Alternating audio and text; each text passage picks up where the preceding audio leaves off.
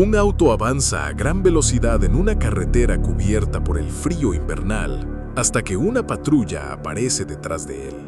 El conductor se detiene al borde del camino y antes de que el oficial se acerque, oculta un revólver entre sus piernas. En su muñeca destaca un extraño tatuaje formado por 3 triángulos entrelazados. La situación parece una revisión rutinaria, pero algo en aquel hombre resulta inquietante. Mientras el oficial intenta identificarlo, una segunda patrulla llega al lugar. Jane es una agente que acompaña a su esposo durante el turno nocturno. Todo parece normal, pero una sensación de peligro comienza a extenderse por el ambiente. Cuando revisan los datos del vehículo, el desconocido aprovecha la distracción y dispara su arma. Acelera violentamente contra las patrullas, provocando un brutal impacto. Jane es arrojada al suelo mientras observa cómo su esposo queda mortalmente herido sobre el asfalto. El asesino desaparece en la oscuridad antes de que alguien pueda detenerlo. El dolor golpea con toda su fuerza por no haber podido salvar al hombre que amaba. La atención se desplaza hacia un hotel apartado donde se esconde el responsable. Allí aparece una figura enorme cubierta por una máscara. Las noticias lo llaman el asesino satánico, ya que durante el último año ha sembrado el terror en varios estados, convertido en uno de los criminales más buscados del país. Sin embargo, mientras la policía lo persigue desesperadamente, él descansa tranquilamente en una habitación de hotel, preparado para volver a matar. Desde un estacionamiento, aquel asesino ha encontrado su siguiente objetivo. Horas más tarde, cuando ella regresa a su vehículo, la espera termina de la peor manera. Poco después, aparece muerta con extrañas marcas grabadas en el rostro, una firma que comienza a repetirse en distintos escenarios del crimen. Mientras tanto, Jane intenta sobrellevar la pérdida de su esposo. Las sesiones de terapia no consiguen aliviar la culpa que la consume. Cada vez que cierra los ojos, revive aquella noche en la carretera. Incapaz de encontrar descanso, vuelca toda su energía en investigar al responsable. Pronto descubre detalles inquietantes. El hombre conocido como Psycho Killer no es solo un asesino serial. Es un depredador meticuloso que utiliza disfraces, vendajes y falsas identidades para moverse sin levantar sospechas. Durante años ha dejado un rastro de cadáveres por diferentes estados y el número de víctimas ya supera varias decenas. Las autoridades advierten a la población que evite salir sola durante la noche. El miedo comienza a extenderse mientras nuevos cuerpos siguen apareciendo. Sin embargo, Jane está convencida de que nadie atrapará al monstruo si ella no interviene. Lejos de allí, el asesino encuentra una nueva oportunidad en una carretera desierta. Una pareja queda varada en medio de la oscuridad, sin imaginar que alguien los observa desde las sombras. El ataque es rápido y devastador. El joven cae primero. La chica intenta escapar, pero el pánico termina conduciéndola hacia una tragedia aún peor, cuando un enorme camión pierde el control y provoca una catástrofe en la carretera. Rodeado por fuego, humo y destrucción, el asesino contempla la catástrofe como si fuera una obra de arte. Antes de desaparecer, deja un símbolo dibujado con sangre, otra firma macabra que confirma que su juego apenas está comenzando. Jane intentó obtener acceso a los expedientes oficiales, pero las puertas se cerraron una tras otra. Estaba fuera de servicio, lejos de su jurisdicción y sin autoridad para exigir información. La frustración terminó llevándola hasta las oficinas del FBI, donde reveló que una de las víctimas era su esposo. Aún así, el responsable de la investigación rechazó incorporarla al equipo. Para él, el dolor podía convertirse en un arma tan peligrosa como el propio asesino. Una noticia alteró todavía más su mundo. Las náuseas que la habían acompañado durante días no eran producto del estrés. Estaba embarazada.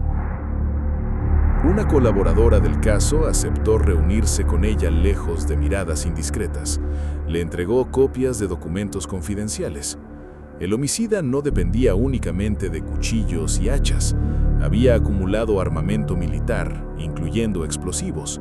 Además, una serie de robos en farmacias sugería que consumía una mezcla de psicotrópicos y analgésicos capaz de deformar por completo su percepción de la realidad. No se trataba solo de un depredador metódico, era alguien que caminaba por una realidad propia, alimentada por sustancias, obsesiones y una violencia imposible de predecir. La siguiente escena del crimen permanecía oculta al público por una razón evidente. Las paredes estaban cubiertas por manchas oscuras que alguna vez fueron sangre. Una persona había sido decapitada con una hacha y los restos del ataque convertían el lugar en una visión salida de una pesadilla. Tras estudiar la ubicación de cada asesinato, Jane detectó un patrón. Todo apuntaba hacia Ohio. Sobre el papel, era una oportunidad perfecta para cerrar el cerco. En la práctica, carecía de la autoridad necesaria para movilizar semejante operativo. Mientras tanto, el asesino seguía varios pasos por delante. Utilizando la tarjeta bancaria de una víctima, publicó un extraño mensaje cifrado en la sección de clasificados de un periódico, como si intentara contactar a alguien. Sobre una mesa de la habitación de un hotel descansaba un calendario marcado sobre el 28 de marzo. Cuando un noticiero mencionó a Richard Joshua Reeves, un antiguo asesino serial que había matado a 13 personas durante su juventud, sus manos se tensaron, como si luchara por contener una furia enterrada durante años. Entró en una iglesia y en el confesionario reveló que Reeves era quien lo había moldeado en su infancia. Un tubo afilado atravesó la madera y perforó el cuello del sacerdote. La sangre comenzó a escurrir lentamente mientras el templo permanecía inmóvil. Una coincidencia abrió una nueva puerta para la investigación. Una banda llamada Open the Gates compartía la misma frase que aparecía escrita en las escenas del crimen. Siguiendo ese rastro, Jane descubrió la historia de Reeves, un sacerdote asesino ejecutado años atrás. Horas después, en un hotel de carretera, encontró algo aún más inquietante. Un huésped pagó en efectivo utilizando precisamente ese apellido. Con las llaves de la habitación en la mano, comprendió que por fin estaba cerca. Con el arma preparada y la adrenalina recorriéndole el cuerpo, avanza hacia la habitación del hotel. Sin esperar apoyo, cruza la puerta y comienza a registrar cada rincón. Hay un extraño anuncio marcado en el periódico. Sobre el lavabo descansa una escopeta recortada, pero la ducha está vacía. La puerta del armario se abre de golpe. Una figura gigantesca se lanza sobre ella con violencia. El arma sale despedida. El aire abandona sus pulmones. Un segundo después, atraviesa un ventanal dejando una lluvia de cristal. Cuando logra incorporarse entre los cortes y el dolor, el asesino ya se ha desvanecido. Aquella derrota solo alimenta su obsesión. Entre los recuerdos del enfrentamiento destaca un detalle: aquel anuncio marcado en el periódico. Un mensaje oculto compuesto por letras y números sin sentido aparente. Mientras el asesino recorta el mismo mensaje, ella trata de descifrarlo. La respuesta surge de los antiguos teclados numéricos de los teléfonos. Una invitación dirigida a creyentes, acompañada por un número privado. La pista conduce hasta una enorme mansión aislada. Allí, el fugitivo es recibido como un invitado especial por los miembros de una supuesta organización satánica. Durante años había escuchado las palabras de su líder como si fueran una revelación. Sin embargo, frente a él, solo encuentra excesos, apariencias y una espiritualidad convertida en espectáculo. La admiración comienza a pudrirse lentamente en desprecio. La televisión revela que la mujer que irrumpió en la habitación del hotel no era una investigadora cualquiera. Era la viuda del oficial asesinado en la carretera. La noticia despierta algo parecido a la curiosidad y una advertencia a través de una llamada personal, pidiéndole a la mujer alejarse antes del 28 de marzo. Lo que Saiko encuentra en la mansión termina de destruir la imagen que había construido durante años. No hay devoción ni propósito, Solo personas entregadas a los excesos, utilizando símbolos y rituales como simples accesorios para alimentar sus propios vicios. Luego, obtiene la información que buscaba desde el principio, una dirección escrita en un papel. Es todo lo que necesita. La máscara regresa a su rostro y un hacha aparece entre sus manos. El interior de la mansión se transforma en un escenario de caos, una despiadada matanza. El supuesto guía espiritual, reducido a una sombra de lo que aparentaba ser, se convierte en el último objetivo de aquella carnicería. El fuego comienza a consumir la propiedad. Sin embargo, entre el resplandor, aparece un destello distinto, la luz fría de una mira telescópica.